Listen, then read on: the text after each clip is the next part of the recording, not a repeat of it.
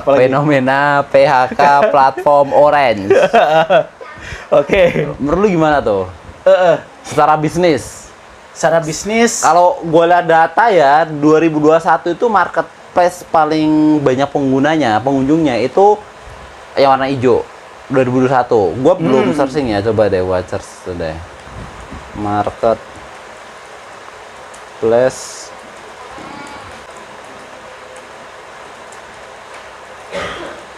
tertinggi 2000.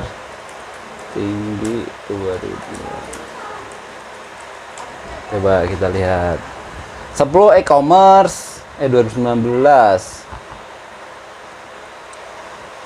2002. Oke, ini ada dari Sasana Digital.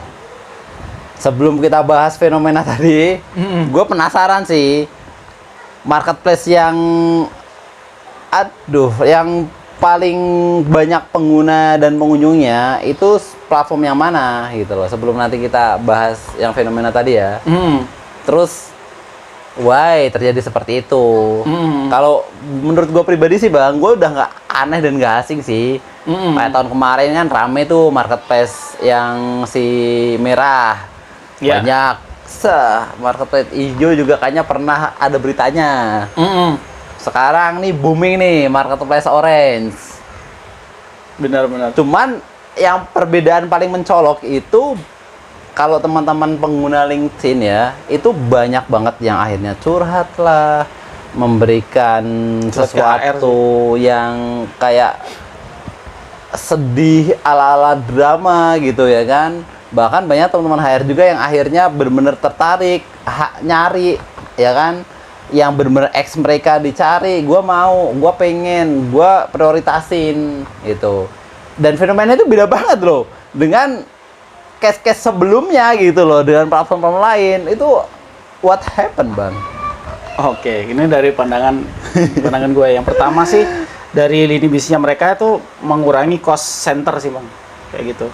Cost center, cost center di biaya variabel bisnis modelnya mereka yang ya kita bilang foodnya itu loh. Oh ini bang datanya udah dapat. Di foodnya sih bang, ya kan cost center ya. Di data ini, oh masih sama bang, nomor 1 si hijau. Nah si orange itu nomor 2 loh guys. Iya si orange nomor 2 bang. Pengunjung bulanannya 132 juta. Bayangin kalau dari pengunjung ini dia ada satu aja transaksi sebulan. Biaya penanganannya kan harus ada tuh 1.000 atau 2.000 perak gitu. Iya, kali kan bang. Kali aja. Terus, why?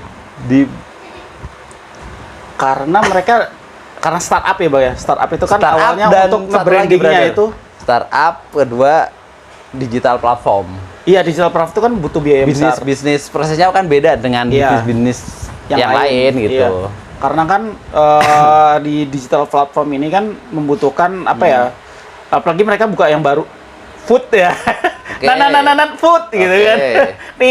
Food gitu kan. Nah, itu kan untuk meng-up-nya itu akhirnya mereka secara operasional bakar duit gitu ya. Di mana cost structure di biaya cost center-nya itu pertama mereka kan sudah ngerekrut gede-gedean dulu kan. Sebenarnya gue pengen rekrut gede-gedean dulu bang. IT-nya tuh top talent loh. Gue pengen ngadirin yang X itu sih bang. Cuman belum dapet nih guys sourcingnya guys. Yang dekat ya. Ya malum lah kita kan mesti belum bisa ngasih apa-apa juga. Nggak enak juga kan kalau ngundang terus nggak dikasih ongkos. Ya kalau ente kan emang biasa main sini. Tapi ini dari kembali ke topik fenomena tadi. ini ya. Fenomena jadi ini awal-awal banyak IT, tim developer yang di-hire gede-gedean. Tim developernya yang mahal dan backbone untuk mengembangkan sistemnya, karena masih dalam aplikasinya tahap development ya. Betul, dan itu juga mereka yang ketiga brandingnya luar biasa, bakar duit. Iklannya di mana-mana. Iklannya, waduh. Di platform video, platform dan akhirnya tuh apa namanya? Mereka musik. Iya, akhirnya kan mereka kan keteteran di mana bang? Operasional bang. Banyak yang menumpuk. Gitu, banyak apa ya accident di bisnis proses mereka yang benar-benar nggak excellent gitu. Dan akhirnya itu memakan pertama mungkin di bagian gudang untuk ngirimin food misalnya gitu ya, si food itu ya. Ini kan diproses tuh tujuannya kemana gitu kan, titiknya kan di kota itu kan, di hubnya di kota tertentu misalnya taruhlah di Semarang gitu ya. misalnya ada di daerah Ngalian gitu kan. Nah itu untuk sampai makanan itu jadi dan itu sampai di menemukan rilis pengendara yang mana gitu kan ya, supir developnya bener-bener iya bener-bener gencar ya, gencar, dan itu pun akhirnya bleeding kayak gitu, dan akhirnya cost centernya itu bagian yang pengembangan developnya itu ya aplikasi itu mesti harus dikurangin. Kemudian orang yang di operasional juga gajinya juga nggak bisa maksimal kayak gitu karena mereka jojoran gede banget kayak gitu ya. Mereka ads-nya di mana-mana bang, mulai dari platform SEO, kemudian di platform sosial media, di YouTube, dimanapun kan luar biasa mereka untuk expand-nya kan kayak gitu, secara branding kayak gitu. Itu sih. Itu kesalahannya di mana tuh? Kenapa bisa sampai kayak boncos gitu loh? Karena kan apa ya? Ini disclaimer dulu ya guys. Ini based on asumsi ya. Iya. Jadi nggak, ini belum tentu yang kita sampaikan itu sesuai dengan realita yang ada di organisasinya kayak gitu loh. Karena kan kita melihat dari sisi bisnis proses sama dari sisi bisnis strategiknya gitu loh. Iya. Dari yang ada di yang artikel ya dari artikel ya berita-berita yang beredar gitu. Jadi mungkin bisa benar bisa salah ya. Jadi kita harusnya menghadirkan yang tapi ini orang internal kita opini kita yang bisa aja ini juga bisa jadi bahan evaluasi buat teman-teman di organisasi juga gitu. Betul. Jadi bukan benar-benar hanya opini yang ya udahlah abaikan gitu aja, enggak. Tapi ada ada pelajaran yang bisa kita ambil gitu loh. Ya kan? Oke, kembali lagi Bang. Nah, kira-kira yang salah siapa kalau emang event terjadi beneran kayak gitu loh? Yang salah itu bagian analisis, bagian strategik bisnisnya. Strategi bisnisnya ya. Iya, bisnis modelnya tuh belum firm. Belum firm tapi udah dihajar blek. Secara mereka rekrutnya udah gede-gedean, luar biasa bang. Kalau mulai dari tenaga untuk developernya, kemudian tenaga untuk yang marketing brandingnya, digital marketing, bayangin digital marketing sama tenaga operasional bawahnya loh. Kurirnya ya, kita ngomong kurirnya, itu kan sangat luar biasa ya gitu kan. Untuk menggajinya mereka kan saya setahunya kan mereka nggak based on komisi kan, tapi kan juga gaji. Itu artinya ada biaya tetap kan yang harus ditanggung gitu. Akhirnya sampai mereka jor-joran di sana, bisnis modelnya belum firm, akhirnya ya udah bleeding gitu. Cuman kalau gua ini asumsi liar aja sih. Ya, sama sih. Kalau gua sih ngelihatnya agak berbeda sih, Bang. Gua itu lihatnya kayak itu sebuah kewajaran sih sebagai sebuah platform digital, kewajaran ya, Bang ya. Startup. Wajar, karena kalau gue nih sebagai kapitalis, misalnya gue punya duit ya kan, gue invest untuk sebuah platform, gue targetin pokoknya berapa tahun gue udah pengen sekian transaksi misalnya, karena kan dia kan biasa istilahnya e-commerce kan, marketplace, bukan, walaupun ada beberapa, ada official official toko store-nya juga kayaknya ya, gue nggak tahu sih apakah di belakang official store yang ada di situ salah satunya punya si marketplace itu juga, gue nggak tahu. Tapi dari sisi kapitalisme ya, gue kan pengen gue punya duit banyak nggak apa-apa, habis cepet, tapi baliknya juga bisa lebih cepet. Artinya gini, itu kan platform kebanyakan emang orang-orang IT ya, tim developer.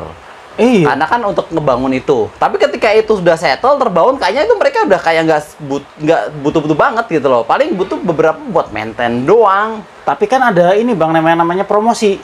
Nah, di dalam itu, promosi di dalam juga. promosi makanan dia kan kerja sama merchant. Banyak misalnya abang punya martabak atau lagi kerja sama kan selalu ngider itu. Ada tim lapangan surveyor, ada tim lapangan untuk kurir, ada tim lapangan. Itu kan bagian dari branding kan. Iya, nah, tapi itu kan dia, maksudnya mereka kan untuk pertama itu kan investasikan promosi juga. Ya itu dia.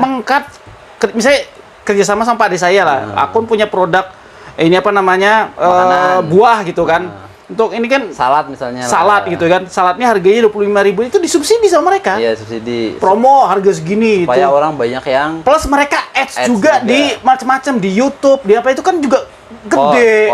Cost banget. Enggak. Nah, itunya nggak seimbang. Nah, oke, paham. Maksudnya dari itu bisa nggak sih kayak ya emang udah dibuat semacam gimmick yang oke lah. Maksudnya itu tuh udah bagian dari budget mereka dan targetnya oke lah, kita udah di number 2 nih, number 2 nih, transaksi udah gede nih. Kayaknya kita nggak butuh banget deh. Udahlah, cut aja. Toh orang juga udah terlanjur banyak yang pakai. Bisa nggak sih kayak gitu? Bisa. Cuma tapi itu ingat loh, yang hijau itu udah pertama. Iya benar. Itu karena itu mereka tuh beratnya di situ, tapi Bang. Ini loh, apa namanya? Growth-nya itu bisa dibilang Naik. cepet banget loh sih. Ya karena mereka ini. ya itu, ads mereka di mana-mana. Tapi dari sisi konten di dalamnya, Bang, feature-nya itu Bagus. beda loh. Sama Maksudnya, yang si hijau. hampir semua marketplace yang ada tuh nggak menurut gue ya pribadi ya, karena gue juga pengguna gitu loh. Dan Iya, sama. gue hampir semua marketplace gue pakai sih, tapi yang paling banyak gue ngabisin waktu dan belanja emang di platform ini. Kayak misalnya contoh nih, Si Oren ini kan. si Oren ini betul. Iya. Contoh misalnya kayak fitur gamesnya, sekarang kan dia emang arahnya kayak games shop gitu loh. Jadi kita main game dapat voucher belanja lah. Iya. Itu kan juga bisa dimonetisasi. Bisa. Yang itu nggak ada di platform lain. Ya, benar-benar. Nah, tapi kan saking menggilanya itu, Bang. Karena Jadi sampai bikin mungkin boncos kalau ya. si yang hijau itu mungkin dia di YouTube, tapi mungkin fokus gitu kan. Biayanya ada ya sebagian itu tahan dulu untuk yang lain. Kalau ini kan jor-joran banget, Di hampir Bang. semua. Pokoknya udahlah, pokoknya ada ya. membabi buta kayak gitu loh. Tanpa perencanaan bisnis modelnya belum firm gitu. Untuk masuk karena kan yang mengawali pertama gitu loh. Abang mengawali pertama itu kan si hijau dulu. Ibaratnya untuk masuk bariernya mereka itu udah luar biasa. Ibaratnya udah red ocean. Tapi Berdarah-darah. dia beda loh. Iya memang. Bedanya tuh kelihatan banget, Bro. Contoh nih. Kayak P-nya lah.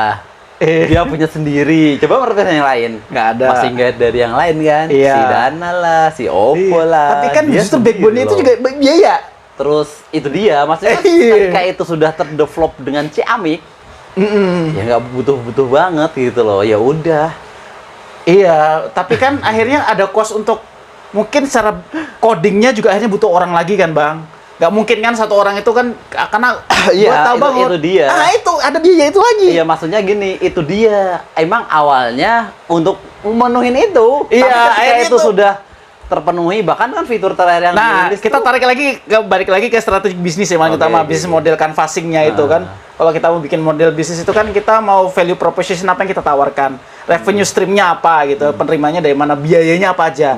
Nah, mungkin dari bisnis canvas itu yang belum firm. Oke, tapi event terjadi kayak gitu, kira-kira kalau misalkan efeknya nih, apakah bisnisnya jadi close atau malah jadi lebih bagus? Atau akan mempengaruhi performance dari si marketplace itu? Kalau menurut gua sih ada plus minusnya ya. Heeh. Plusnya dia memang platform yang end to end ya. Heeh. Dari mulai pembayaran ada juga dia Itu punya dia, sendiri. end to end kan, Enak one stop- banget. one One stop stop shopping solution kan. solution iya, itu bagus banget. Nggak perlu pakai banyak belas Merchant- ribu lah. Iya, kayak gitu. Terus promonya juga sama lah ya. Sama- Supportingnya lah Supportingnya ada. Tapi itu bisa satu yang bagus. Kan plus satu lagi ada loh. Ekspedisinya dia punya sendiri juga loh. Walaupun Iya. itu pilihan sih. Mm-mm. Kan bisa jadi next kalau dia ekosistemnya udah terbentuk, jadi requirement. Tapi kalau dalam setahu gue sih Bang Yang ya, wajib aku gitu bukan ahli di bidang bisnis ya. Oke, oke, oke. Tapi itu kalau yang pernah gue pelajari dari sisi bisnis ya, dari Kang Dewa Eka Prayoga yang pernah gue pelajari ya, sama dari sisi brandingnya itu Kang Dudi Zulkifli itu karena ya balik lagi itu kok bisnis modelnya kan sudah apa namanya red ocean ya. Sebelumnya udah ada yang mau mulai, sudah ada penggawanya gitu. Dia masuk walaupun memberikan nilai yang berbeda gitu. Tapi Ada kan added value-nya iya, tapi kan balik lagi marwahnya bisnis retail, Bang. Bisnis makanan. Itu tuh apa ya? Orang bisa semua melakukan. Iya. Karena kan bisnis retail dia. Semua orang bisa melakukan. Dan balik lagi itu udah red ocean banget. Ya, Nah, terus itu tadi ke pertanyaan tadi, itu bagus buat dia atau jelek buat dia atau berpotensi ke depan malah bisa jadi nih. tutup, Bang. Ini si platform ini close. Close. Menurut ente ya? Iya. Tapi menurut gua enggak, Bang. Kenapa, Bang? Menurut gua ya, dia justru malah akan bagus buat dia. Kenapa? Karena ekosistemnya udah terbentuk. Itu pertama, ekosistem udah terbentuk. Number 2 tuh bukan sesuatu yang bad loh. Number Iya, 2 iya, itu iya. udah, dan selisihnya nggak gede banget loh. Nih gua bacain ya selisihnya ya. Si platform hijau itu pengunjung Berapa? bulanannya itu 150 juta. 150 juta. Platform orange ini, Bang, 130 juta. Selisih 20 juta.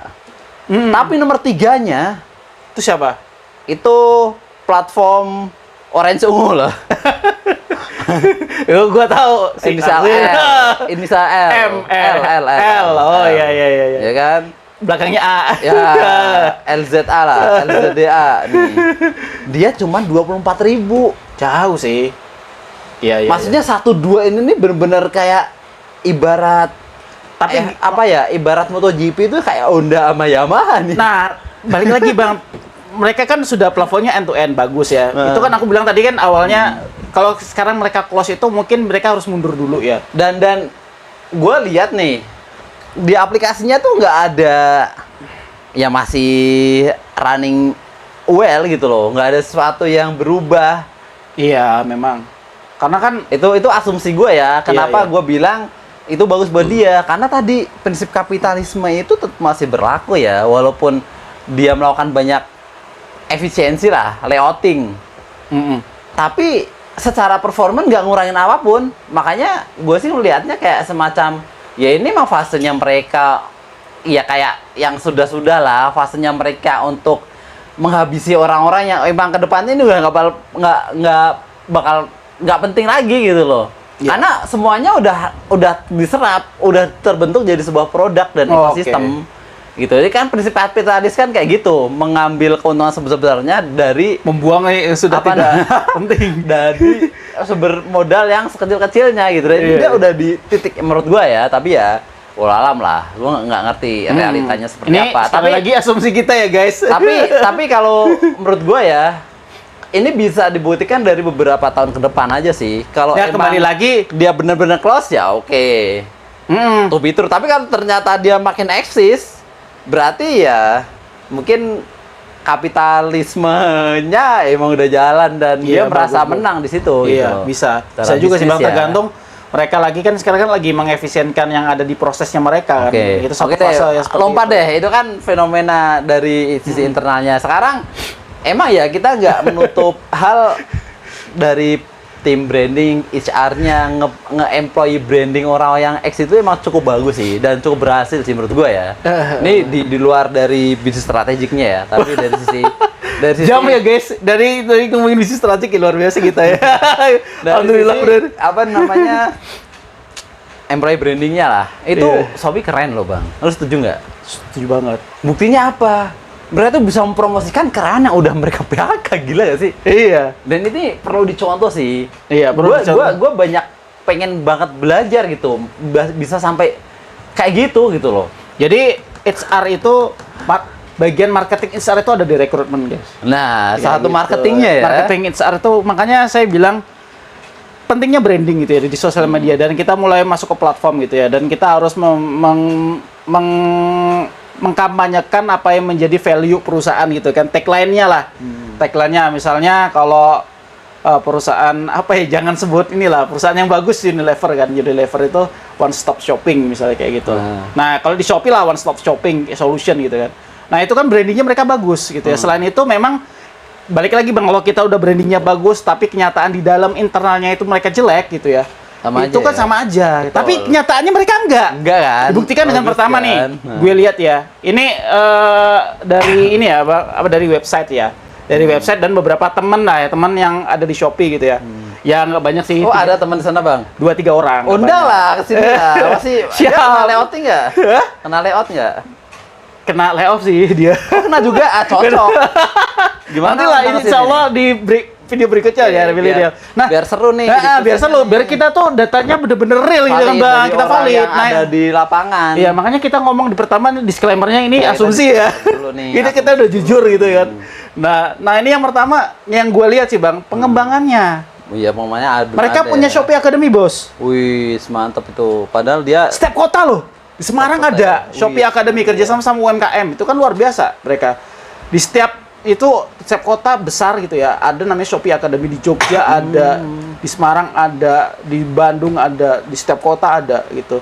Yang notabene apa, mentoring para UMKM kayak gitu. Dan mentoring orang-orang yang di internal mereka dikuatkan gitu. itu yang bikin orang juga engage ya, pakai aplikasi Iya, itu pengembangan ya. SDM. Kembali lagi jor-joran mereka pengembangan Dan orang SDM. kalau udah pakai itu kayaknya Shopee Academy. agak susah buat beralih hati ke yang lain. Yang sih. lain, iya.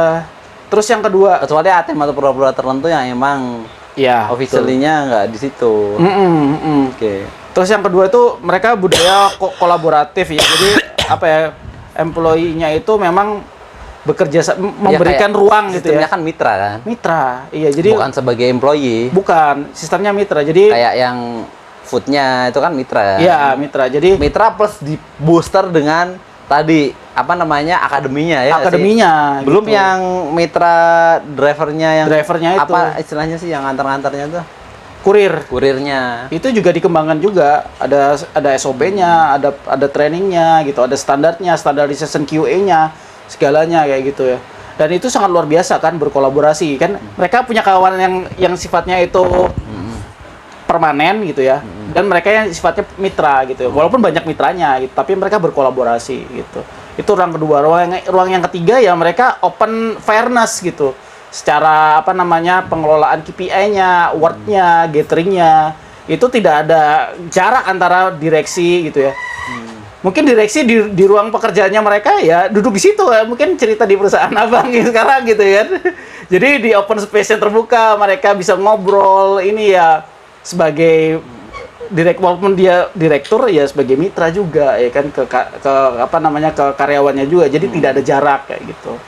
Ya, seperti itu sih yang gua lihat. Itu 3 hal itulah yang kunci ya. Jadi mereka tracing-nya wah asik banget, tempat kerjanya asik, mulai layoutnya yang bener-bener sesuai kayak anak muda banget. Ya, Benefitnya juga oke. Bikin kayak gitulah. Amin. Ada apa namanya cafe shopnya, Iya. ada game poinnya. Iya, betul. Seru kan? Kan Seru sekarang kan emang dia kan generasi paling banyak emang Gen Z, Gen Z ya. Iya. Yang emang anak masih bilang ya anak muda gitu. Walaupun sekarang ada definisi muda baru versi UNICEF ya. Ya, Di mana umur 65 tahun tuh masih dikategorikan sebagai pemuda, Bang. 65 tahun. Iya, jadi itu kategori baru. Jadi beruntunglah kita akan selalu jadi pemuda sampai umur 50 lebih. Siap. Nah, ini mungkin pertanyaan atau diskusi terakhir kita lah. Yang bisa kita ambil pelajarannya apa, Bang, dari fenomena ini, Bang? Pertama, dari sisi HR, yang lain supaya bisa mentransformasi supaya karyawannya engage, dan kedua dari sisi job seeker ya. Ketika menghadapi situasi kayak gitu, terus supaya gimana caranya supaya tetap survive. Iya, iya. Gimana tuh menurut ente, Bang? Kalau menurut saya sih kalau yang X dari Shopee X Udah, dari apa-apa. Orange ya, X Udah dari Shopee. disebut. Oh, X dari Shopee itu emang udah dari company-nya udah terdukung ya, Bang. Secara apa namanya environment-nya memang mereka company brandingnya memang perusahaannya di bidang apa namanya digital kan sudah bagus, dan penerapannya juga pengelolaan HR-nya juga sudah bagus banget kayak gitu ya diterapkan. Jadi akhirnya ngebooster juga. Jadi banyak yang lulusan dari sana ingin ngambil juga, baik itu perusahaan yang startup dia pindah ke startup lagi ataupun Tapi gue pernah apply loh. Terus? Tinggal diproses. padahal dari Cina juga ya, Cina juga. Atau sih. Agak kecewa ya, enggak sih. Sempat penasaran sih environment dalamnya kayak gimana. Environment jadi Waktu itu ada posisi RBP lah. Terus sama gue aneh juga coba sih, tapi nggak tahu ya, aku nggak ada. panggilan. Ya apalah kita sih, bro. Mungkin nanti ada ya teman-teman HR milenial ya mau ngajar kita ya. Aminah. Yang kedua ini Bang, apa namanya? Mereka pun akhirnya dengan perusahaan yang memang benar-benar mensupport mereka ya, memang benar-benar sesuai keinginan karyawan seperti apa, mereka juga sukarela membrandingkan ke sosial media mereka, jadi secara masif juga, lebih masif lagi kayak gitu. Virality-nya Viralitas luar biasa, jadi mereka laku di mana-mana kayak gitu. Mereka kalau begitu graduation ya saya mau menerima gitu kan. Nah yang kedua itu perusahaan yang sekarang sudah apa namanya manufaktur, perusahaan sudah established itu mau meng-hire mereka karena mereka pengen digitalisasi juga. Kayak gitu. Ke arah sana karena mereka sudah dididik, terdidiknya bagus. Model ya, maksudnya bisa juga belajar apa dari mereka, kompetensi mereka, yang ada di sana ya kan. Iya, akhirnya mengambil dari situ gitu. Dah, bagi seperti teman-teman job seeker yang belum mendapatkan kesempatan istimewa seperti itu, jangan patah semangat. Yang pertama, mungkin ya seperti Bang Barep ini bikin buku ya. Jadi untuk namanya personal branding ya. kemampuan kita untuk ini buat menulis. personal branding gue guys, Iya. bikin buku guys. Lu Tapi bikin- kita lagi bikin buku tentang personal branding sih. Juga kita lagi influence, how bikin to influence berdua sih. people ya. Kayak Itu gitu. kita coba ambil saripatinya aja supaya bukunya nggak tebal banget dan kalian tuh bacanya enak gitu loh. Insya Langsung Allah. ke inti-inti tetes-tetes, yang penting lo praktek. Bener. Ya, oke, lanjut kembali ke laptop. Nah, dan yang berikutnya Buat kalau temen-temen. yang job seeker ya ingin itu ya pertama kembangkan selalu belajar ya untuk apa namanya meningkatkan kapabilitasnya. Jadi sebelum nge-branding tapi kalau abal-abal juga percuma juga kan Bang. Ya setelah itu ya mulai ketahui passionnya apa, misalnya bikin YouTube ataupun dalam bentuk tulisan apapun itu yang bisa kita maksimalkan di sosial media, kita woro-woro lah ke apa ya, ke Jadi dunia gerak ya, move. bergerak bahwa kita tuh kompetensinya ini kita jual ke Jangan- dunia sosial media. Jangan cuman sekedar rebahan Scroll dulu dan iya, lihat mantan ya kan, ataupun mencari perempuan habis itu di flirting Wadidaw. kayak gitu kan, itu kan nggak produktif, seperti itu sih Pak, gitu. Oke, Bray, ini super powerful nih diskusi kita Amin. hari ini. Kayaknya Ya, nggak bisa mudah-mudahan- strategic bisnis. mudah-mudahan Luar bisa biasa. menginspirasi teman-teman Amin. di channel YouTube Air Milenial. Jadi gitulah gimana kemudian kita bisa survive, kita belajar dari banyak fenomena, dan teman-teman harus ready ya bahwa fenomena kayak gitu tuh bukan hanya terjadi di dia mereka aja. Dia udah segede itu, sehebat itu aja kondisinya kayak gini loh. Apalagi di tempat kita mungkin ya yang nggak sebagus itu, nggak sekeren itu tempat kerjanya, environmentnya, developnya nggak sebagus mereka, ya kenapa nggak? Bisa aja kita juga mengalami hal yang sama. Di era sekarang ini agility kita tuh harus bener-bener terus dibangun selain network dan konektivitas ya. Iya, itu Terus Bang. personal Itu kunci branding itu juga bagian daripada kunci untuk mendapatkan relationship goal sih. Maksudnya kalau misalkan lu misalnya di jalan ketemu Bang Indra, ini Bang Indra ini senior manager loh di Angkasa Pura, terus kalian bilang, "Bang, saya nganggur nih, Bang. Ngelamar dong." Nggak selamar Bang Indra, "Yaudah yuk besok kamu masuk kantor, datang kantor terus langsung kerja." Enggak kayak Harus gitu tahu kan. dulu. Bang Indra pasti akan cross check, lu tuh value-nya kayak gimana sih? Mungkin sosmedmu akan dilihat, Instagrammu akan dilihat, LinkedIn-mu akan dilihat, CV-mu akan dilihat, ya kan? Bahkan mungkin relasi-relasimu, ex atasanmu, ex temenmu atau temenmu akan dikonfirm dia orangnya kayak gimana, supaya kita tuh tahu bukan hanya sekedar kenal terus nge-hire kayak kucing dalam karung gitu. Iya, Tapi ya bener-bener lu valuable dan lu bukan hanya sekedar layak untuk di-hire, tapi lu sayang kalau nggak di-hire cepet, sayang khawatir kalau seandainya nanti kompetitor yang hire lu. Betul. Nah, seharusnya goals-nya tuh di situ, teman-teman. Betul. Oke, brother, mungkin itu aja lah. Kita Thank you. next bahas yang Siap. lebih powerful lagi tentang Strategic HR, bisnis deh. tentang Strategic bisnis, kayaknya menarik tentang nih. apapun lah. Karena apa? Yaitu adalah sebuah ilmu yang Ya sebenarnya implemented sih banget sih dalam kehidupan sehari-hari ya. dalam sekarang. Ya misalnya kayak teman-teman dagang gitu ya, itu dalam kehidupan sehari-hari sama Termasuk perusahaan kan kita juga dagang. next coba agendakan untuk bahas tentang soft skill sih, karena itu kan Ya. Emang core psikologi. of the core-nya dari setiap perjalanan hidup dan karir kita ya. Iya, karena kalau soft skill menurut saya itu yang menentukan kesuksesan di tempat kerja 70% soft skill, 30% kompetensi. Oh, Menurut gue sih ya. Agree. Iya. Kayak gitu, Bang. Oke, brother, thank you brother. Kita lanjut lagi, Thank teman-teman. you. Stay tune di channel Dan HR jangan lupa Milenial. subscribe Bye-bye. di HR Milenial. Thank you.